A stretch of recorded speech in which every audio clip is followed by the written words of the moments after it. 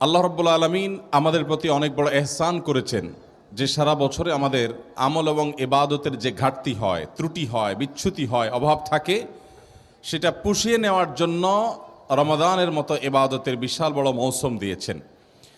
রমাদানের এই ইবাদতের মাসের সবচেয়ে বড় এবং প্রধান আমল হলো সিয়াম সাধনা। সিয়াম এই ইবাদতটি শুধুমাত্র যদি আমরা এর মর্ম, এর অর্থ, এর লক্ষ্য এবং উদ্দেশ্য উপলব্ধি করে এই ইবাদতটি যদি আমরা সঠিক রূপে সম্পাদন করতে পারি এবং সিয়াম এই ইবাদতটি আমাদেরকে যে শিক্ষা দেয়, আমাদেরকে যে বার্তা দেয়, আমাদেরকে যে মেসেজ দেয়, সেটা যদি আমরা গ্রহণ করতে পারি, ধরতে পারি, তাহলে আমাদের জীবনটা পরিবর্তন হয়ে যাবে, এই সমাজটা সুন্দর হয়ে যাবে। আমাদের পরিবর্তনের জন্য আর কোনো কিছুর প্রয়োজন হবে না। শুধু সিয়ামের শিক্ষা যদি আমরা ধারণ করতে পারি, এই একটা জিনিসই আমাদের গোটা জীবনকে আলোকিত করতে, এই জীবনকে উজ্জ্বল করতে, আমাদের এই জীবনকে সৌভাগ্যমণ্ডিত করতে যথেষ্ট হয়ে যাবে। সিয়াম আমরা রাখি, যেটাকে আমরা রোজা বলি। এই রোজাটা আমরা মূলত কেন রাখি? আমরা কেউ বলতে পারি? রোজা রাখার উদ্দেশ্য কি? প্রাথমিক উদ্দেশ্য কি?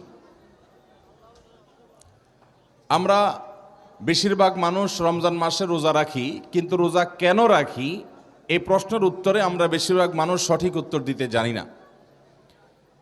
এই হাজার হাজার মানুষের বিশাল সমাগমে শতকরা 10% মানুষও হয়তো আমরা এই প্রশ্নের সঠিক উত্তর দিতে পারবো না যে রমজান মাসে আমরা কেন রোজা রাখি, আল্লাহ তাআলা আমাদের প্রতি রোজার এই বিধানটাকে কেন ফরজ করেছেন।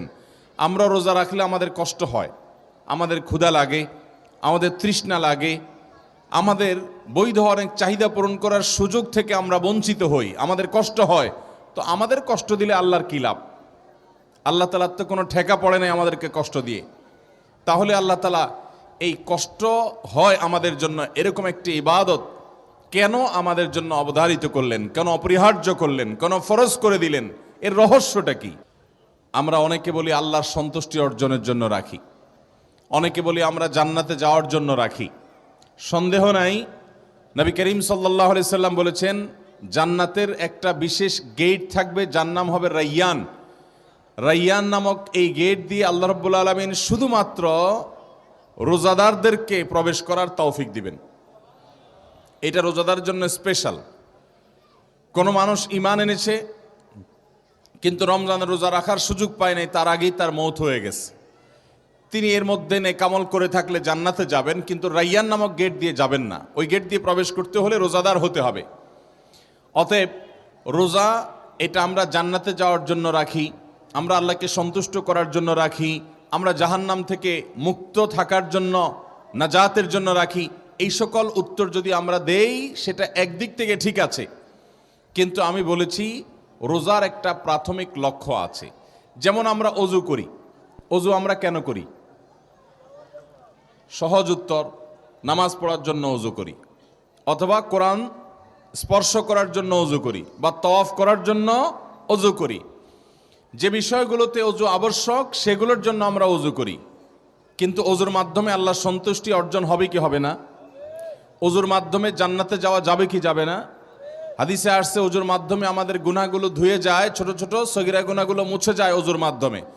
তাহলে বোঝা গেল অজুর মাধ্যমে তো আল্লাহর সন্তুষ্টি হয়, জান্নাতে যাওয়ার পথ সুগম হয়, গুনাহগুলো মাফ হয়, কিন্তু এর কোনোটাই আমাদের অজুর প্রাথমিক উদ্দেশ্য না।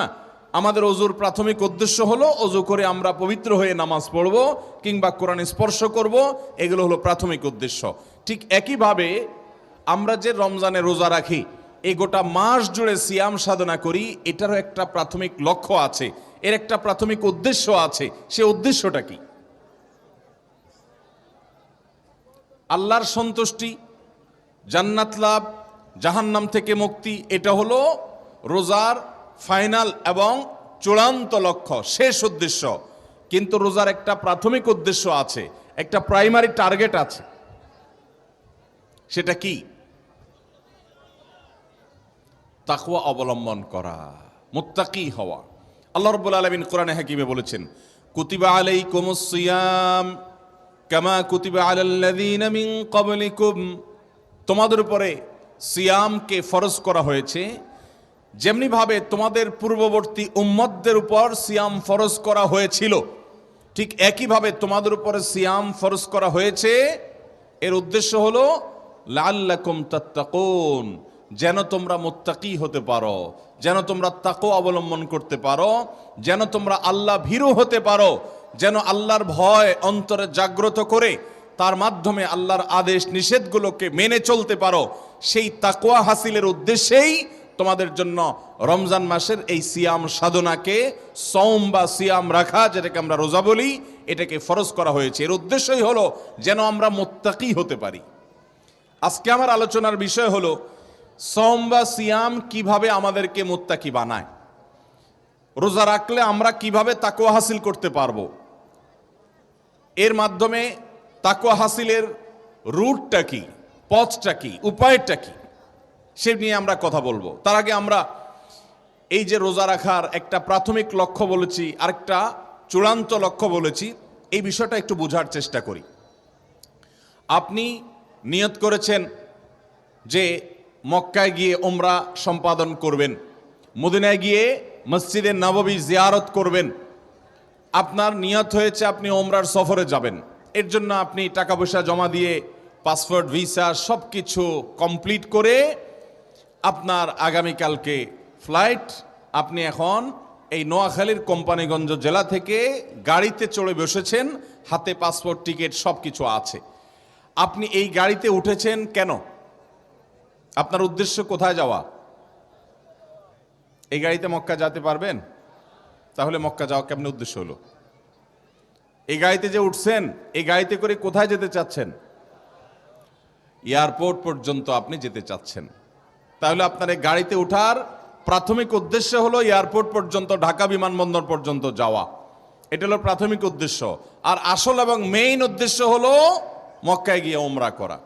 ঠিক একইভাবে আমরা যে রমজান মাস জুড়ে সিয়াম সাধনা করি, আমরা যে রোজা রাখি, এর একটা প্রাথমিক উদ্দেশ্য আছে। আপনি গাড়িতে উঠে যদি ঢাকা এয়ারপোর্ট পর্যন্ত যেতে না পারেন, তাহলে কি আপনি মক্কা পর্যন্ত যেতে পারবেন? আপনাকে আগে ঢাকা বিমানবন্দর পর্যন্ত যেতে হবে, তারপরে সেখানে সময় মতো যদি আপনি হাজির হন, আপনি যদি ফ্লাইট ধরতে পারেন, তাহলে ইনশাআল্লাহ আপনি মক্কায় গিয়ে উমরা সম্পাদন করতে পারবেন। ঠিক একইভাবে আল্লাহ সুবহানাহু ওয়া তাআলা রমাদান মাসে আমাদের জন্য যে সিয়াম অপরিহার্য করেছেন, ফরজ করে দিয়েছেন, এর প্রাথমিক উদ্দেশ্য হলো তাকওয়া অর্জন করা, মুত্তাকি হতে পারা।